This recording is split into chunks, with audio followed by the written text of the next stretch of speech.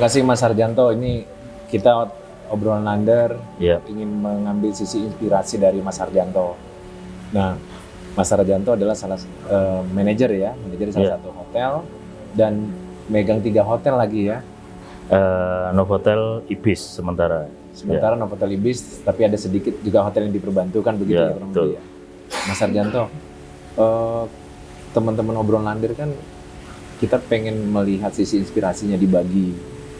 Mas Harjanto dulu bagaimana sih latar belakang hidupnya sehingga bisa benar-benar menjalankan pekerjaan itu, apalagi manajer hotel kan sangat disiplin ya. Ya. Nah, Mas Harjanto bisa cerita nggak sama kita? Pertama-tama ya, dari kecil itu umur 9-10 tahun lah, saya sudah ditinggal oleh orang tua. Jadi kehidupan itu pasti berat. Ya, saya hidup dengan satu rumah dengan satu orang kakak yang sebenarnya juga belum berkeluarga.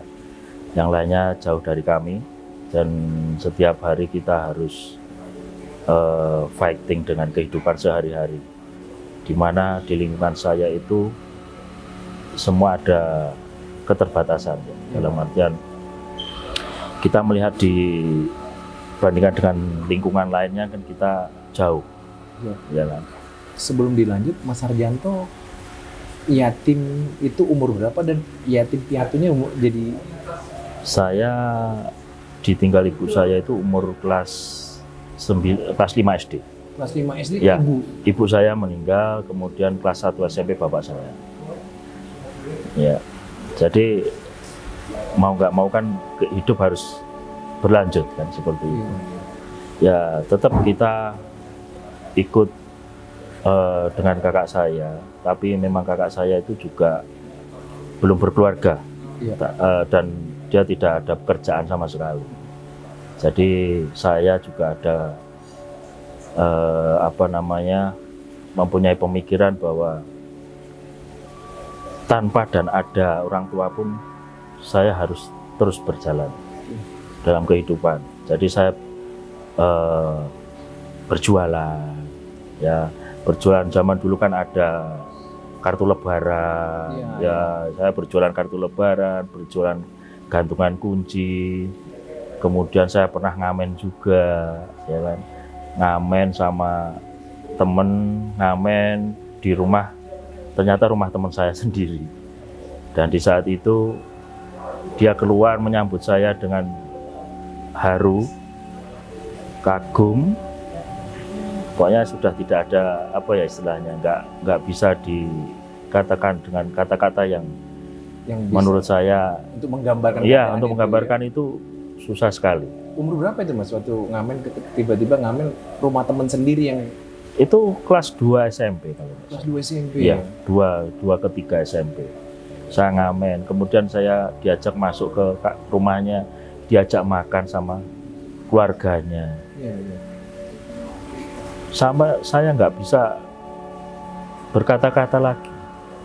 Habis itu rasanya baru kali ini saya makan dengan keluarga besar. Lengkap, ya. Iya, genap seperti itu. Terus pulang saya masih dibawain makanan, dikasih uang, dan sampai akhirnya saya melanjutkan sekolah kan, waktu itu SMA. Setiap hari kurang lebih perjalanan saya itu ke sekolahan itu ya ada 10-15 menit jalan kaki. 10-15 menit jalan Ya, kaki. jalan kaki.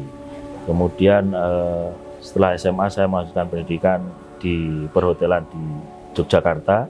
Yogyakarta? Ya, perhotelan? karena ya di perhotelan. Tapi sebelum diterus Mas Janto, pada saat Mas Janto tadi pendidikan SMP dan SMA menentukan perhotelan, itu Mas Janto dipengaruhi siapa sehingga mengambil perhotelan? Betul, ya. Di sini saya mempunyai saudara ya. Saudara saya itu ada yang bekerja di perhotelan dan di kapal. Di kapal. Ya, jadi di situ saya termotivasi kok bisa mereka itu bekerja di bidang yang orang lain dulu itu tidak pernah memikirkan ke situ gitu loh. Dan masih langka Ya, pada masih saat langka itu. pada saat itu masih langka. Sekitar tahun 93 lah. 93 94 itu masih langka. Kemudian saya mempunyai cita-cita ingin mengikuti jejak mereka. Dan pada saat itu karena sudah tidak punya orang tua, saya berkonsultasi kepada kakak saya yang nomor 3.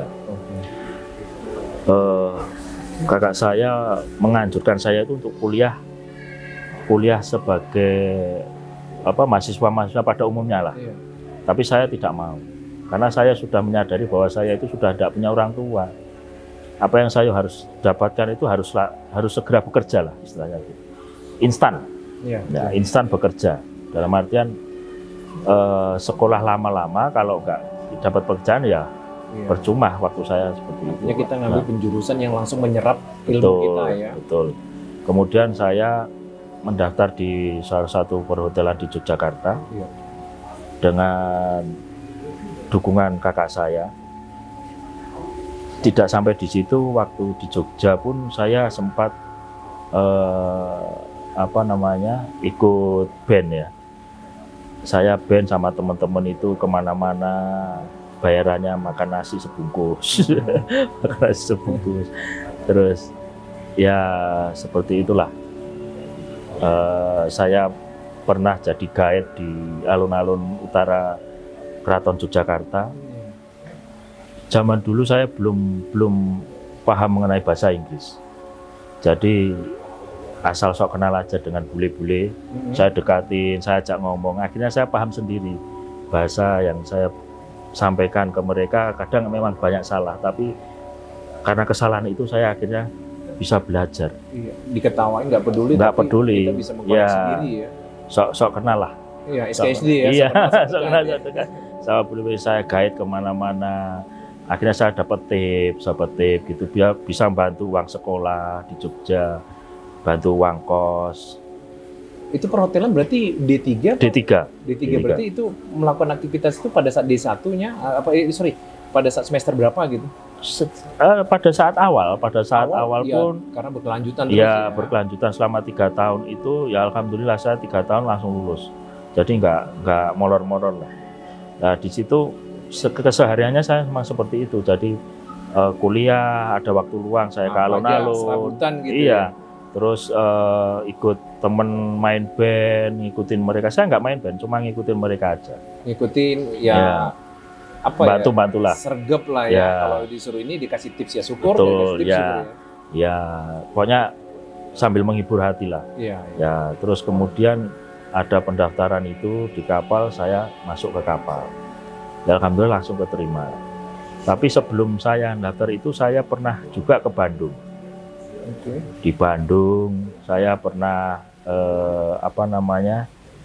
ngamen juga dari nggak salah itu di daerah Condong sampai ST Hall itu ikut kereta api, ngamen di kereta api. Kemudian ke Jakarta ikut teman saya juga seorang penyanyi di sana juga. Ya serabutan lah, sempat ini juga main di dekat Indosiar waktu itu, Tuk-Tuk Cafe, saya ikut dia Jakarta, Bandung, Jogja kan seperti itu. Akhirnya saya keterima di sebuah perusahaan kapal pesiar. Tahun berapa itu Mas? Tahun 2000. Tahun 2000 ya? 2001. Saat itu kan waktu ada bom Bali ya. Iya. Ya, jadi waktu itu sangat ketat sekali. Seleksinya? Ya, seleksinya sangat ketat sekali karena orang Indonesia kan sudah di agak sedikit blacklist di ini ya. Betul, di blacklist. Dalam tanda kutip dalam pengawasan ekstra ketat ya. Betul, blacklist. Seperti itu. Jadi selanjutnya saya menjalani kehidupan di kapal. Satu kontrak pertama itu 9 bulan. Pulang, balik lagi. Di rumah paling 2 bulan, 3 bulan, balik lagi. Kontrak pertama 9 bulan itu Mas dapat berapa rupiahnya? Kalau saya waktu itu gaji pertama itu 6.500.000 per bulan. Per bulan. Dan pada saat itu sudah sangat besar ya? Sudah sangat besar waktu itu. Sudah sangat besar. Saya waktu itu kan ya daripada setelah bekerja waktu tidak digunakan, saya berusaha cari sambilan di kapal. Tetap jiwa tadi entrepreneur itu dari kelas 5 SD tadi terus diasah saya ya. potong motongin rambut teman-teman, dikasih $10 gitu. Kadang ada minta pijet, saya pijitin. Jadi ya apa-apa ya saya Kerjakan, saya ya. kerjakan. Tidak ada merasa kita malu atau segala macam, Iya, nggak ada betul. Nah, selama itu kok saya betah di kapal gitu loh. Jadi kurang lebih 12 sampai 13 tahun lah saya di kapal. ya. 12 Jadi, sampai 13 tahun. Iya, Berarti tahun keberapa Mas baru menikah, tahun berapa? saya terus terang saya menikah itu terlambat. Jadi umur 31 itu baru saya menikah. Setelah berapa lama berlayar? Itu kurang lebih 9 tahun. Setelah 9 tahun. 9 tahun itu saya baru menikah. Jadi saya di kapal itu ya juga sempat membantulah saudara-saudara yang tidak mampu ya. Saudara-saudara yang bisa, yang dulu pernah membantu saya bantu kan gitu. Oh. Jadi saya kerja di kapal itu bukan cuma buat saya saja sih Iya, sebenarnya. artinya uangnya sebesar 6,5 juta dan kita ngambil lagi pekerjaan di luar Ya. itu kita bagi kepada keluarga-keluarga Ya. kita. Karena merasa tadi kita dari susah juga. Iya, betul. Jadi saya bantu gantian lah istilahnya. seperti Iya, itu. iya. Terus kemudian di tahun 2013 itu saya berhenti karena anak saya lahir. Iya. Saya menikah 2010, 2009-2010, saya 2013 anak saya lahir. Kemudian saya mempunyai pikiran untuk berhenti dari kapal. Saya mencoba membuka sebuah usaha rental mobil. Ternyata gagal juga, ya, karena di situ ada hal-hal yang di luar jangkauan saya, dalam artian safety, Ya, keamanan, mobil dilarikan segala ya macam, seperti ya. itu, macam-macam lah. Ada Resikonya. bannya Betul, hilang, ya. ya. Sampai sempat satu unit mobil itu sampai dibawa kurang lebih 8 hari baru kembali. Jadi daripada saya mati muda jantungan mikirin mobil, mending saya tutup. Nah, terus kemudian saya berusaha sama teman, sama saudara untuk ikut di dunia properti. Ya. Tapi tetap gagal juga. Jadi pada saat itu saya ada proyek di Sragen, kemudian teman saya yang kerja di hotel itu nelpon saya. Ini ada posisi yang bagus, apa kamu mau bisnis properti, apa kamu mau kerja di hotel? Ya. Dan pada saat itu kan memang saya lagi terpuruk-puruknya karena saya ditipu orang. Ya, tadi proses ya modal udah Ya, habis, modal udah habis. untung nggak dirasain, Betul. buka lagi properti Betul. habis lagi. Ya, dan akhirnya saya ke hotel, diterima, alhamdulillah, langsung diterima jadi level manager. Langsung level manager. Ya. Tapi sebelum kita teruskan untuk di level manager ke hotel tadi, Mas, kalau boleh tahu, pada saat uang terkumpul di apa namanya selama kita Ya. berlayar, itu kan kita bantu keluarga juga. Pada saat mobil sama properti itu habis nggak semua tabungan? Habis. Habis. Sehingga tidak ada terpikir lagi membuat usaha lagi ya? Tidak bisa. Jadi mohon maaf. Jadi selama kita di kapal itu kan kita tidak tahu kondisi di rumah ya. Iya. Situasi berita dan lain-lain, kita belum punya pengalaman. Itu yang menyebabkan kita gagal. Karena kita terlalu lama di kapal. Jadi kita akan memulai usaha di rumah pun, kalau kita tidak tahu basicnya ya sama saja bohong. Asal buka usaha. Dan itu menjadikan saya sebagai pengalaman atau guru yang terbaik. Guru yang terbaik. Iya. Ya? Tapi kalau boleh ditanya, itu disyukurin atau ada penyesalan yang luar biasa? Tetap saya syukurin. Saya tidak akan menyesal sampai kapan. Karena itu yang membentuk Betul. pelajaran yang nggak bisa diambil dari orang ya, karena Betul. melakukan sendiri ya. Iya, betul seperti itu. Jadi kegagalan itu kan sebenarnya sukses yang tertunda. Iya. Iya. Kalau sabar ya. Iya, kalau sabar. Iya. Jalan yang tertunda ini. Sabar. Ya intinya jangan dendam. Ada nggak omongan misalnya pada saat kita memulai tadi properti yang gagal, ada nggak cemoohan atau yang teringat di telinga kita sehingga kamu terlalu baik, terlalu bodoh atau gimana gitu? Banyak sekali. Banyak sekali. Banyak sekali. Banyak sekali. Sampai saya sampai saat ini pun saya kadang merasa bersalah dengan keluarga saya sendiri. Seperti itu. Jadi seharusnya saya dari dulu bisa membahagiakan, kan seperti itu. Bukan berarti tidak bahagia, tapi bisa lebih berbahagia kalau saya tidak mengalami kegagalan.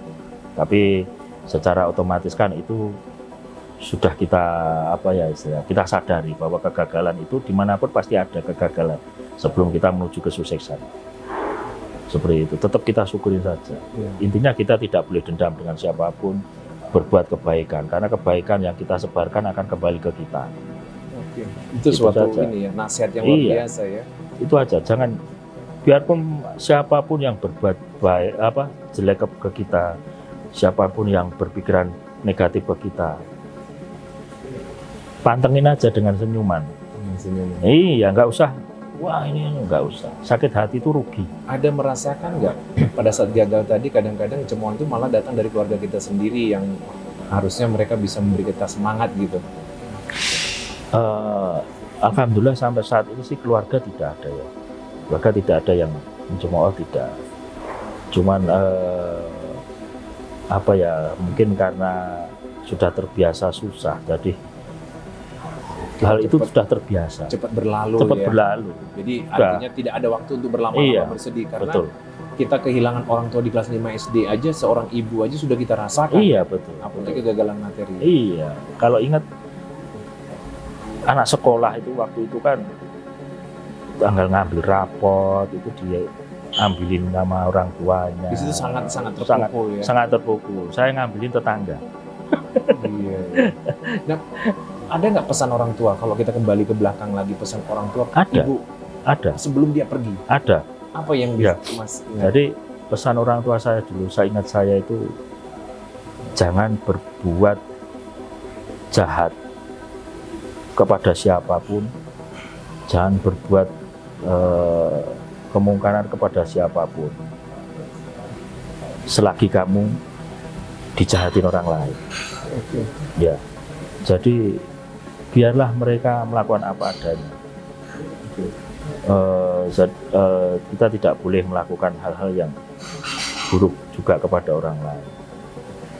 Nah, kembali lagi ke cerita tadi pada saat ada teman di Sragen dan di level manajer, bagaimana ceritanya setelah Mas diterima jadi manajer? Ya, sebenarnya saya bersyukur sekali ya. Tahu-tahu ada lowongan seperti itu terus saya diterima, itu sebuah berkah bagi saya, bagi keluarga saya terutama. Waktu itu istri saya hamil besar, jadi